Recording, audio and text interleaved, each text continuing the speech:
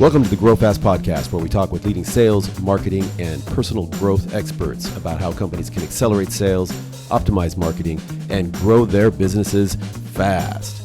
Let's go. Hi, Hyein. How are you? I'm good. How about you, Mark? Awesome. It's end of my day here, and it must be, is it early morning for you? You're in South Korea? Yeah, exactly. It's 9:45 a.m. here in the morning. Technology is amazing, huh? Where are you in Korea? I'm not sure you're familiar with this city. I'm in Goyang, which is a little bit far away from Seoul, 1 hour away from Seoul, by the way. So Must it's be to more the south. about... Must be to the south, because you can't go to the north from Seoul for 1 hour. That makes sense, but I guess it's near north, I can tell. Yeah, more of a north area. Is it? Compared to, Like, okay, I'd have to maybe pull out my east map. North. Yeah. Because I thought if you went an hour north, you're almost to the DMZ, but Yeah, it's so close to Goyang. DMZ actually. Is it really? But Oh, okay. Yeah. What's Goyang famous for? We don't have much things going on here. It's more about a residential place actually. Yeah, So but it's every just place in chilling Korea out. has they're famous for their pottery, or famous for their rice, or famous for some dakgalbi or something. So like you must have some. No? I don't know. I was born and raised in this city, Goyang City, by the way. Yeah. But in my whole life, it was just about like just high school or middle school education, and then some festival about flowers festival, and or That even could be just it. some small lake, mountain, something like Yeah. that. Well, hey, I'm really looking forward to talk to you about the nuances of building a brand in marketing in South Korea, because every country, every culture is different. Before we jump into that, maybe you can just tell me a little bit about what you do and what your company, what your company does. Oh, sure. So I started my career back then as a freelancer, in the beginning, and then ever since I got more clients, and then I built my global team members around the world, which is like in Japan and English speaking markets, also even Korea. And then we started to support global businesses tapping into South Korea or Japan, and then South Korea go to like a English-speaking markets, or Japan, like vice versa. So what we specialize in like social media and Facebook ads, and then mostly the company is from like overseas. They look for tapping into South Korea for the first time, and then that's why they need like a local partner. And then I'm conquering some of the SEO like content with my blogs or my YouTube or in my with my reels. So that's why they reach out to me. Oh, I want to work with you or something like that. So that's how I started. Yeah. Awesome. So if you talk about social media in America is kind of an evolving landscape, just like any place else. But traditionally, which is so funny traditionally, because it only goes back, 10, 15 years. But, you have Facebook, on the B2B side, you might have LinkedIn. These days, everybody has TikTok, I'm assuming. And then there are things like Snapchat and some other apps for the younger demographic. What are the key social media platforms in South Korea? So it can be really different based on your industry for sure. So if we go for just B2C basis, like you're targeting just customers, the actually default setup is we recommend is about in social media for sure, like Instagram and YouTube. So you post like reels on Instagram. Also, you can actually interact with people on Instagram, but at the same time, you need more in-depth, like a long form video on YouTube. And then you can also repurpose the reels to short form video to on the YouTube as well. So that's why having the cross promoting strategy at the same time, like Instagram and YouTube, is working well. But at the same time, we have a search engine called Naver, right? Yep. And then this Naver actually having on like experimenting system is going on, which means like there is a Naver clip. And then we can actually utilize this one as a source of like short form videos as well. But it's kind of like a new, so like a default setup would be like Instagram and YouTube.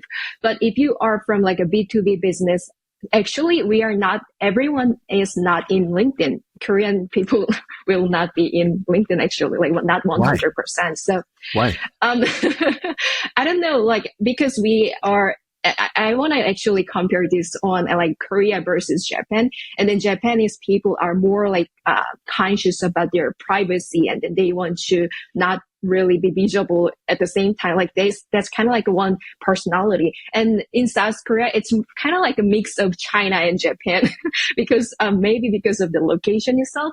So South Korean people also like a little bit conservative in a way. And then I don't know, maybe they are a little bit conscious or self-conscious about what they know or their expertise. So that's why it's really hard to convince them you should be on YouTube. You have to actually utilize or share your knowledge to your audience. They are a little bit like hesitant. I don't know. Maybe yeah. Okay, but let's drill down on that for a second, because I know that they're on Insta and on YouTube. There are a lot of participants from South Korea. But you're talking about in the B2B context, for the people who get all serious and put a suit on, maybe they're reluctant to go on LinkedIn. And in most, I would say most, a lot of advisors for B2B social media campaigns say, hey, you need to go out and develop your own personal brand and build trust, build an audience, build a following, and that will open up doors for you to ultimately sell your product to your target market. And what I think what you're saying is you have a lot of Korean YouTubers and influencers who are kind of like maybe doing their own thing. And I wanted to say younger, but like one of the ladies I follow, she must be 70 years old, and she does all these Korean recipes, right? And she's super, she has millions of followers on YouTube. So it's probably not just an age thing, but what you're saying is in the context of work where we are serious and we put the suit on, people are a little bit more reluctant to kind of put things out there. Is that what you're saying?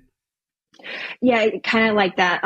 More about like younger people actually doing like more social media, like YouTube and Instagram. And then I can see that like freelancer actually share their knowledge. Oh, this is working well. It's getting actually increasing this kind of system. But at the same time on LinkedIn, I don't know, maybe it's about like a LinkedIn culture itself. It's too like a little bit conservative. And then maybe that's why it makes Korean people maybe hesitant. Maybe I'm not really good enough to share some knowledge. Yeah. So are they just not on LinkedIn in terms of they don't even have their profiles, or they're on there, but they don't post a lot? The letter, they are on their own LinkedIn for sure, but they don't really optimize the like LinkedIn profile, or even they don't post. They just scroll down, or maybe they engage with people, but all of some posts I saw, like it was just, they usually like share some links or something like that. It was not really like a personal branding in a way. Yeah. Got you. All right. Well, then let's go back to, the platforms that you mentioned, Insta and YouTube, and I think Facebook. If you look, you didn't mention Google, you mentioned Naver. And when I was in Korea the last few times, if I talk to somebody about running an AdWords campaign with Google, they'd be like, no, not in Korea, and not in China too. China's got Baidu, and you guys have, you have Naver. I think you have one other search engine. I used to have another search engine. I can't remember what it was. You also have Line, Kakao Talk. Where do, platforms like Line, Kakao Talk, where do they fit into the mix with the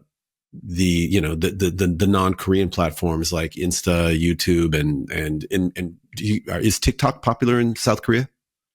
Just for like Gen Z generation or millennials generation, but not for like 40s or 50s, something like that, Okay, so why would if I'm a foreign brand and I'm coming into Korea, why would I look at some of these international platforms, or I would say American platforms for Insta and YouTube and Facebook, China for TikTok? Why would I look at them, or why wouldn't I look at some of the Korean Line? I think is Korean and Japanese collaboration, and then you have Kakao Talk, which is Korean. Why wouldn't I look at some of those platforms instead?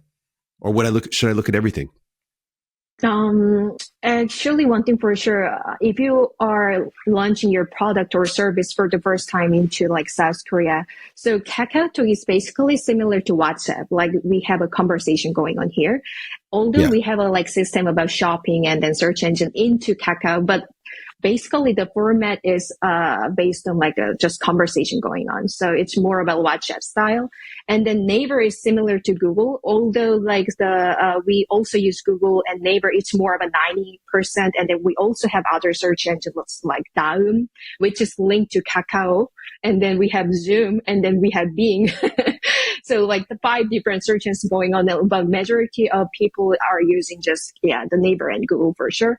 And then Instagram and then YouTube. This is just social media, like how we actually interact with people through like a post. This is just like 3 different things, like a search engine and then conversation and then social media post. This is like that. Okay, so let's break those down. I guess the cornerstone of a lot of marketing campaigns is that SEO, which would be Naver, search engine right? Naver and Google, yeah. And Google Google is getting more popular now in South Korea. Yeah, when I look at the stats, it's more about like 40% as well. So yeah, it has really great. Yeah, it was growing a lot. So Google first, and then Naver has really lots of advertising going on. When you like type some specific keywords, there are lots of like a lot of advertising going on. So it's really hard to rank on the top of the feed. So that's why like utilizing Google is essentially in a way, yeah. Okay, so if I was a foreign, let's just say I'm a luxury brand or a fashion brand or something like that, and I'm going into South Korea, if we started with the search engines, should I do both? Should I just not even go to the search engines and think about optimization? You tell me. Okay, so here's the thing. Actually, we have certain like specific platform that you can actually list your blog into 2 different platforms like at the same time. So once you actually optimize your blog post on Google, and then you have to manually actually list your blogs into Naver once again, and utilizing by the third-party platform actually. And then I think the luxury brand or those like e-commerce brand, we usually hang out in like a Naver for sure. But at the same time, like I'm telling you, like it's about traffic, getting more like customers, the visibility itself. And then although we have a Naver Smart Store, this is also linked to like a Google at the same time. It's also searchable. So you have to utilize those like navigation itself. But I'm not telling you that you have to like fully optimize based on like Google, because Naver is our kind of like a major search engine. So you can actually go to Naver Keyword Planner. Yeah.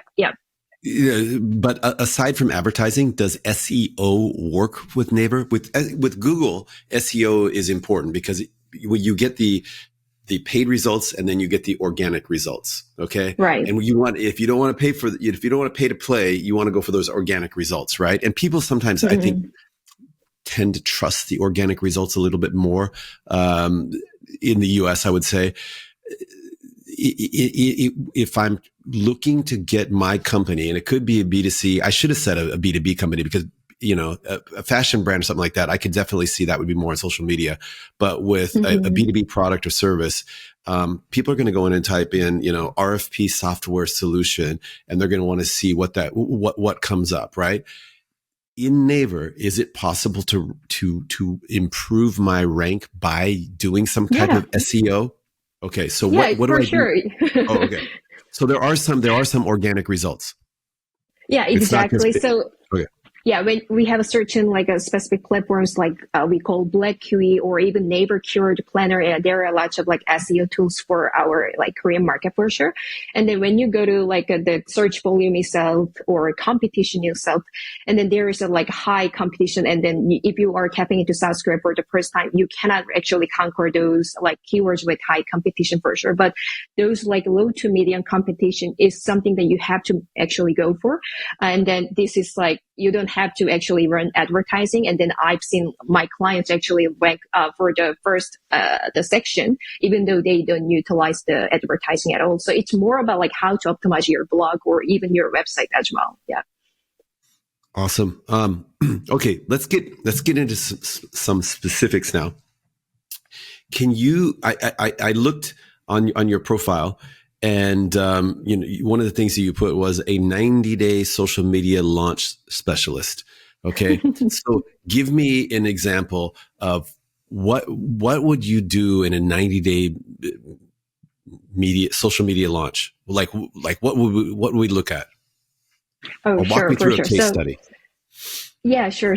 One of the clients we are trying to expand to South Korea was actually from Australia, and then they actually had a great success record in Costco Taiwan.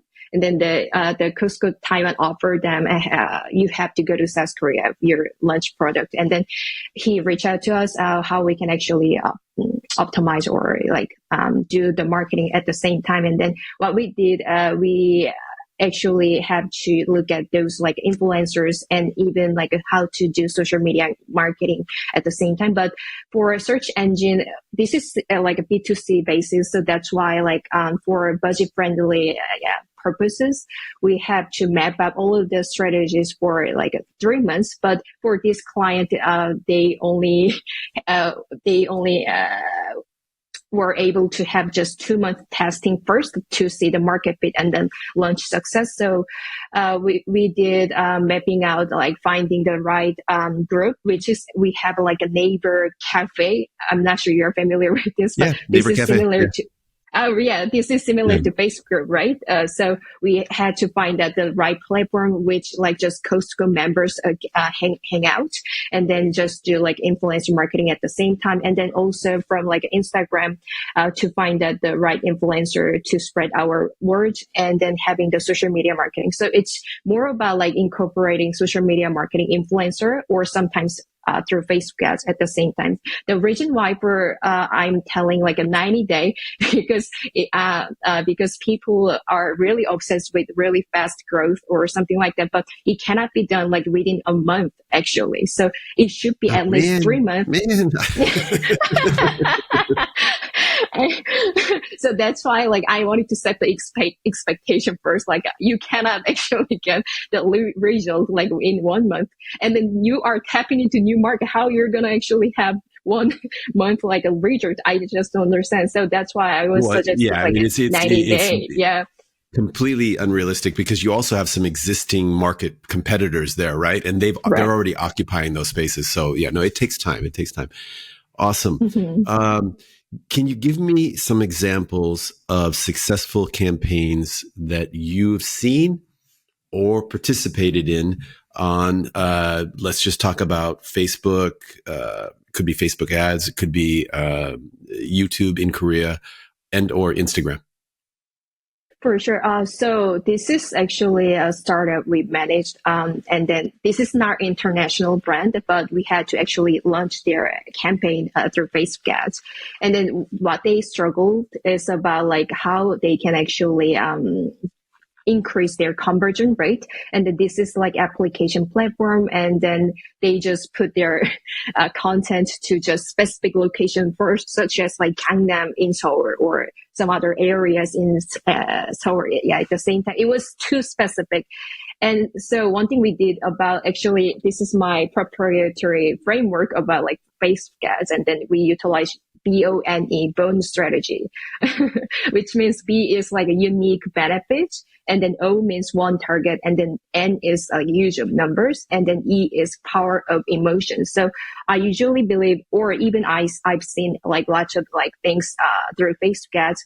If the copywriting targeting itself is just on point, it actually goes beyond the meta system actually. So because this content will actually find that the right target at the same time, and then they see people, once people see the copywriting or even the image or carousel itself, and then they click on it, this will automatically like optimize at the same time. So this is something about we increased the conversion rate from like 77% to 41% within 3 months. months. So that's why I'm like calling like 90 days is enough.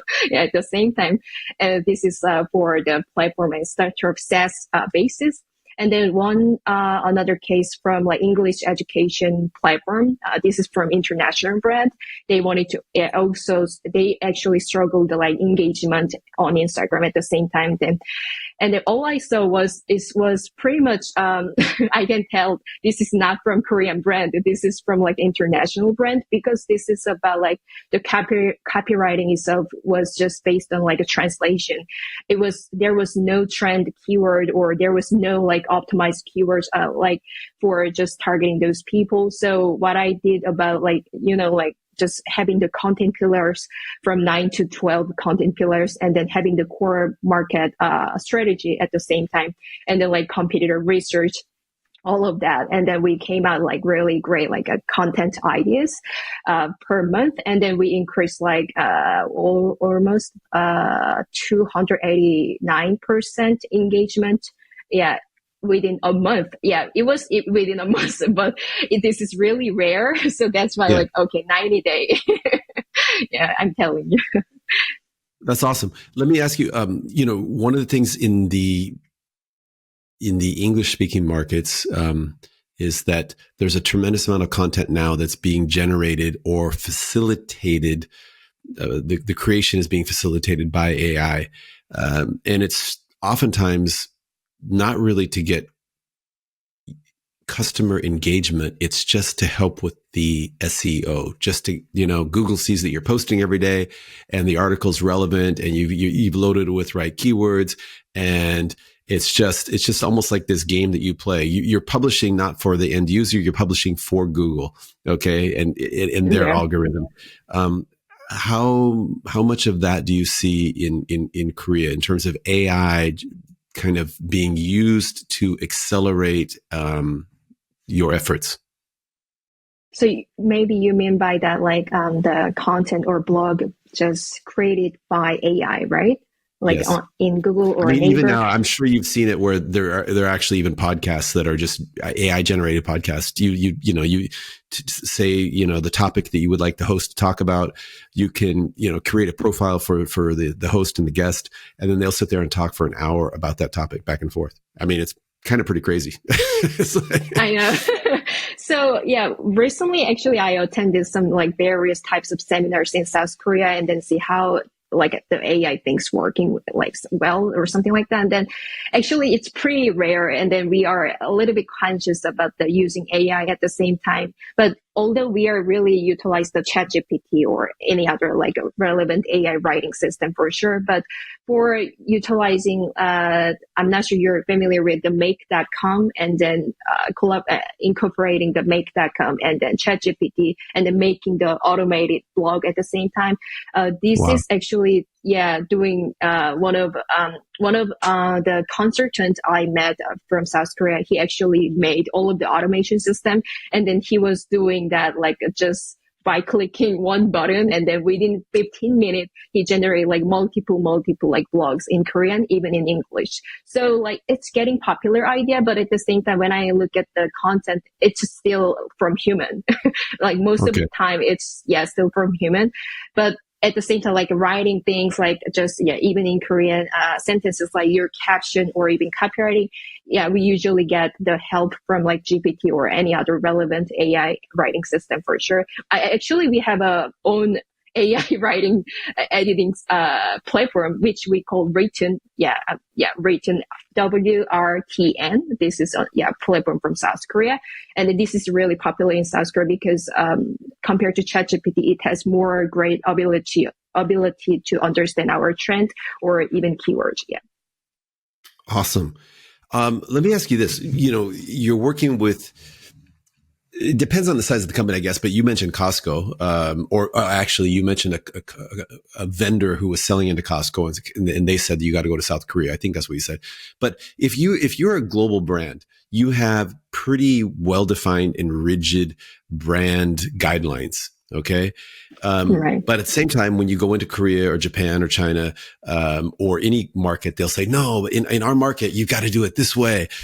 In Korea, you got to make your website really, really busy and lively and a lot of information there. And maybe in North America or Europe, we'd say, no, we need to make it a little bit more subdued, very, very clear and concise. And so there is a kind of a difference there. How do you advise customers like to maintain the integrity of their global brand, but be attractive to the local market? So I think first things first, we have to actually think about how they are operating the global branch account at the same time. So there are three different ways that we can actually navigate the multilingual strategies. So first thing we can actually do is having just like two different languages in the caption if it's like Instagram. And then the second option would be like you have the core content here and then you localized based on the country or language itself. So official account here and then this Korea, Japan, and then I don't know, like Taiwan or something like that. So when I look at this, the templates, it is almost same. And then the just copywriting is different. So this is like, something that middle, how I can put it, small to medium business is going for. And then this, the multilingual strategies in one caption or even in your image, like actually, I saw this is from Robo Museum or even local market from South Korea, just putting two different languages at once in one account. This is from like local business. Yeah, the first option. And then third option would be you are really putting a lot of effort into every content or every like account. Actually, Duolingo is really great at this. And then they hired just multiple marketers based on like country. And then when I look at all of the like template, it's two different. Like this is just a South Korea account and this is for Japanese account. So I think it's based on your like a vision or your like a plan in your business for sure. But we have to go to like how Duolingo does and or even other competitors who are really great at like just content marketing. And then when I look at those content marketing, oh, this is not from international brand. Oh, this is just from like, I don't know, Korea, but and then I can just engage with this content. I think this is important to warm like your audience at the same time because otherwise, we don't want to really engage with just translation words. And then this is not from like just someone who understand us like clearly. So yeah, this is something, yeah, we have to really think about. Yeah. So what I'm hearing you say is you can maintain your brand, but you also need to localize your message so that it resonates with the local audience, because otherwise they feel like it's just kind of, it's not, it doesn't, yeah, doesn't strike a chord, doesn't resonate. Yeah. So it's like you do need to find a way that just says you got to speak the local language. Yeah. So I hear what you're saying, I think.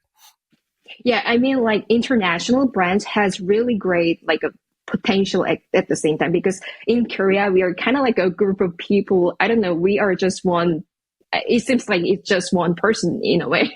We are just similar to each other. So when I look at just Korean product, oh, it's just Korean product, but you have already have a really, really unique benefits or even, I don't know, some strength because you are from international brands. But if you can find a really great way to how to localize your content at the same time, how to actually interact with your audience, yeah, probably you have to hire, local partner for sure because yeah, you are probably don't know how to really interact with those people. But yeah, this is the key. But at the same time, I don't like the words like localization. It should be just content marketing, like how to understand your target people, at the same time.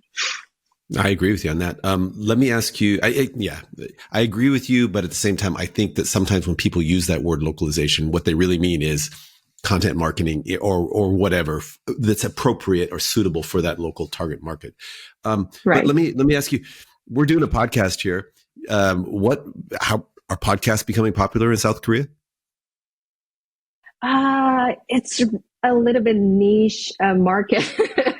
So we do like podcasts, like how you mark,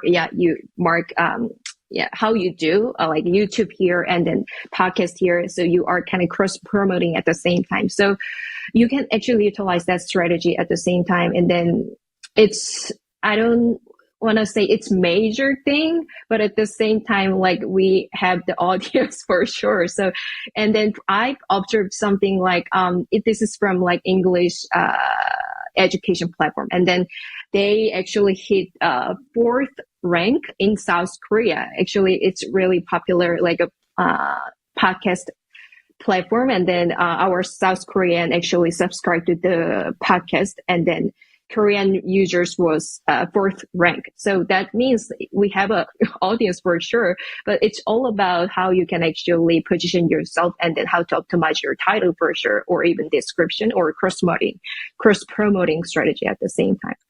Well, in the US, we have like, Joe Rogan is probably the most successful podcaster in the world. Do you guys have like a famous Korean podcaster that, somebody's just like, oh my God, they built a huge audience and they're actually competing or doing better than mainstream media? Because Joe Rogan, his numbers are much higher than all the traditional media. Oh, okay. So for South Korean podcasts, so I've seen I'm not sure, yeah, maybe you don't know this one, but we have company named Vivo, Vivo, and then this company actually has started just podcast only. And then they got continuous users at the same time. And then there was like growing effect. So this, was able to have on their company making like over $1 million at the same time. And then they got really big buildings at the same time because of the podcast, content marketing. Yeah. So it has cases, but it's really niche. And then you have to understand what your very specific target audience, so that you can start from there and we are growing here, and then we can actually promote this one to other social media, like such as YouTube. They are doing like a massive engagement, like YouTube and podcast at the same time, and Instagram for sure. So yeah, this is something that how you can actually build from like podcast to like a $1 million company. Yeah, that's awesome. That's like one of my biggest challenges is the focus, because I just love to talk to everybody and I have so many different interests, and I just like, oh man, I just want to, but I gotta focus. Let me ask you, because social media and marketing, everything AI and web related is evolving and changing so fast. So how do you keep up with all the latest trends in terms of, marketing strategies and tactics? That's actually a great question. And then I was looking forward to that question actually. So we have several different newsletters you can actually subscribe to, but it's in Korean, by the way, but you can actually toggle on like English translation in your like a search engine for sure. So we have 5 different like newsletter: Unique, and then UPT, Q letter, Market Thinking, and then Carrot. And these are like from, they actually gather all of the trend at once, like from like a South Korean politics even, or like a marketing, how I can tell, South Korean market, consumers behavior, or sometimes they put like memes trend and the social media trend at the same time. So based on the specific platforms like culture, Unique is more about like broad approach, and then Q letter is more about Gen Z trend, or millennials trend, and the market thinking is more about like for just only marketing, content marketing, how you can utilize these content strategy at the same time. So we have a great source of like newsletters. So when you follow up all of the strategies at once, and then also this is another strategy that you can actually do. Like you have just separate account into your Instagram or even TikTok, and then you follow relevant industry like competitors. Right. And then you can get the just continuous algorithm, putting out, this is something that you can follow. How do you make a balance between just doing your job, but also looking at trends and doing research? I mean, how do you spend an hour a day, like reading all those different feeds and newsletters, or do you spend, how do you manage that? So I usually wake up like 6 or 7 a.m. in the morning, and then one thing I usually start with is just reading all of the newsletter at once. And then this is really just short form like of text. It's not going to be really long form text in newsletter at the same time. So just headline. And then we have a team members from South Korea, Japan, and English speaking markets. They usually research based on the client, the industry itself. And then we get all of the resources. I'm the one just checking the research at the same time. So that's why I can manage all of that once. Yeah. Awesome. Well, if any of our listeners or viewers want to learn more about, marketing in South Korea, what's the best way for them to get in touch with you? So, maybe you can just reach out to me on LinkedIn for sure, because I'm really active there. Or you can just email me, at hyeinyoon.com. Or even you can go to my hyeinyoon.com website and then just contact me. Yeah. What I'll do is I'll put links to your LinkedIn profile and to your website in the show notes or description. And that way, if people want to reach out to you, that'd be the cool way to do it. Hey, and you have a lot of energy. You have so much knowledge about South Korea. It's really been fun talking with you. I want to say thank you so much for coming on the Grow Fast podcast. And I hope one day we can cross paths in person, either in South Korea or here, or potentially, I don't know. You said you're active in Japan as well, or whatever. But it was really nice talking with you. Yeah, thank you for having me. I was actually nerve-wracking. Okay, I don't know what to do, something like that.